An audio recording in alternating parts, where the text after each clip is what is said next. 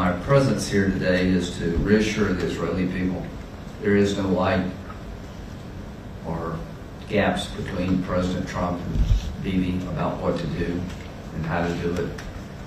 There are two lines in the water right now. One's a diplomatic line, trying to find a way to end this regime diplomatically that will advance our national security interest.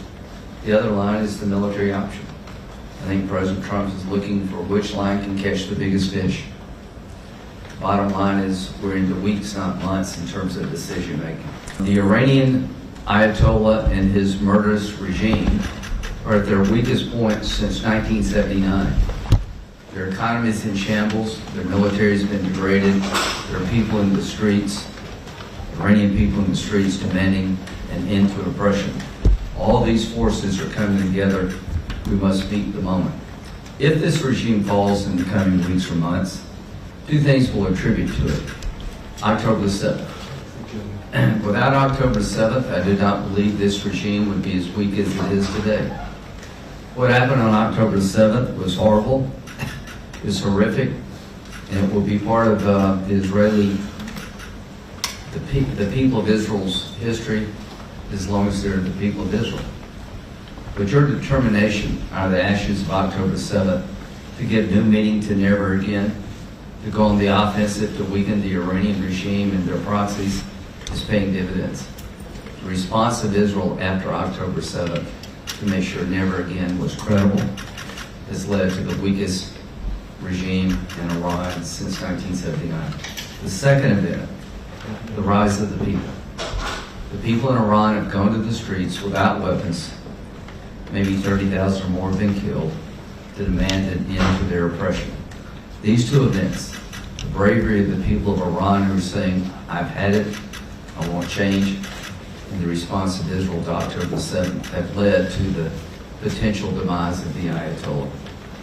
I can't think of a more satisfying event for me personally than see the good people of Iran to be able to get their country back, to live in a place where they didn't have to worry about their daughter being murdered because she didn't wear the headscarf right on a bus, being able to be part of the world, not isolated from the world, being able to embrace the light and not be overshadowed by the darkness.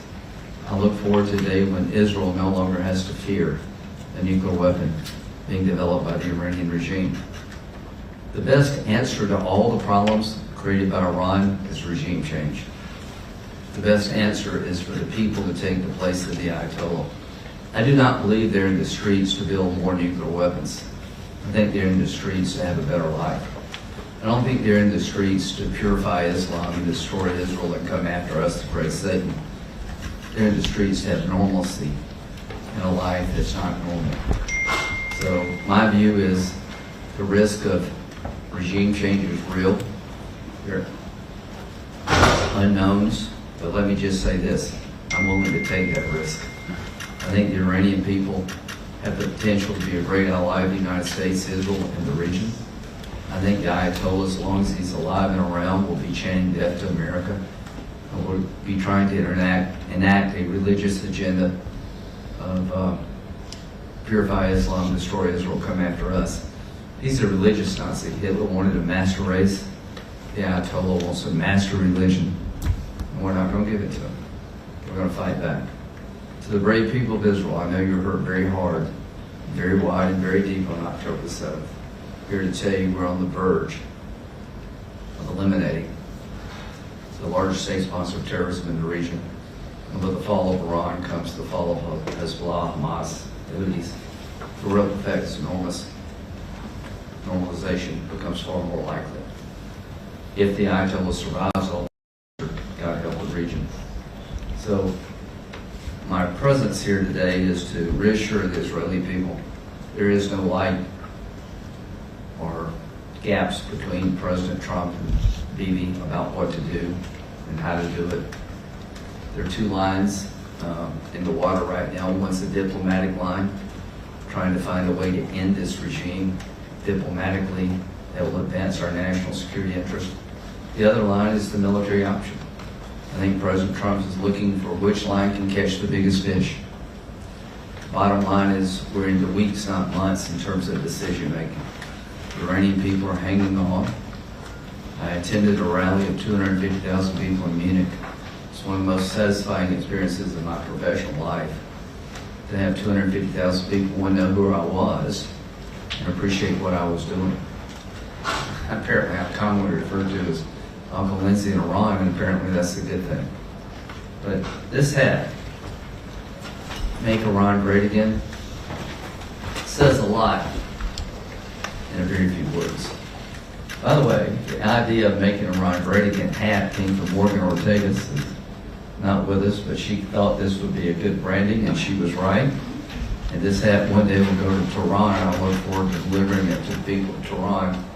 And President Trump, when asked about what this hat means and says, he said, "I think what Senator Graham is trying to say is that the best way to make Iran great again is through the people, not the Ayatollah." I think he's right.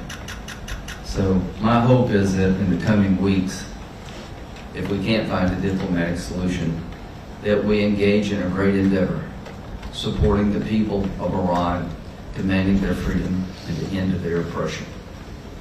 We have military capabilities second to none. There is no more clever nation on the planet than Israel. There's no more powerful nation on the planet than the United States. As to the Iranian regime, you're weak because of your ideas. You're weak because of the way you treated your people. You're weak because you're evil. Eventually, good will replace evil in Iran. To those who may participate in this endeavor, God bless you. God keep you safe, if that day does come. Could our soldiers be hit in the region? Absolutely they could. Can Iran respond if we have an all-out attack? Absolutely they can. I think the risk associated with that is far less than the risk associated with blinking and pulling the plug and not helping the people as you promised. We told them to go back in the street, keep protesting, help us on the way. We have to be good to our word. So this trip is a special trip for me. It's putting a fine point on something I've been working on for over 2 years. I leave from here to go to the United Arab Emirates. Bibi wanted me to tell the press that he's amazed by the level of cooperation and the significance of the partnership of the United Arab Emirates with Israel.